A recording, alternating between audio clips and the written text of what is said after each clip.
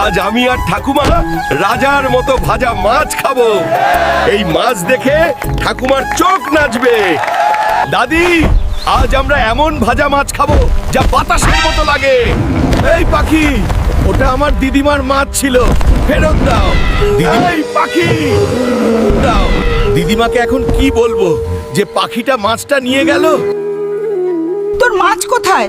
আমি তোকে বাজারে পাঠিয়েছিলাম। দাদি, মাছটা একটা পাখি আমার মাথা থেকে উড়িয়ে নিয়ে গেছে। পাখি নিয়ে গেছে? এই মুহূর্তে বাড়ি থেকে বেরিয়ে যা। আমার বাড়িতে তোর মতো বেহায়া হালকের জায়গা নেই। ওই পাখিটা, তুই আমার মাছ খেয়েছিস। দিদা আমাকে বকেছে, আমি তোকে ছাড়বো না। পাগল পাখি, আজ আমি তোকে ধরবো।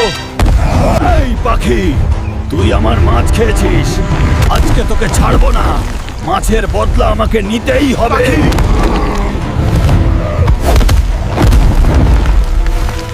দিদিমা আমাকে বকেছিলেন, আজ দাদি, এই পাখিটা আমার মাছ খেয়েছে। এবার বিচার কর। ওই পাগল পাখি, আজ আমি তোমাকে ভেজে খাবো। হাল্ক, ভাজা পাখি মাছের চেয়ে অনেক বেশি সুস্বাদু। চমৎকার। এখন আমার শরীর আরো শক্তিশালী হবে। আমি হাল্ক আপনার জন্য প্রার্থনা করছি, এই ভিডিওটি লাইক করুন, এই চ্যানেলটি সাবস্ক্রাইব করুন। আপনার ইচ্ছা 2 দিনের মধ্যে পূরণ হবে। হাল্ক সবসময় আপনার সাথে আছে।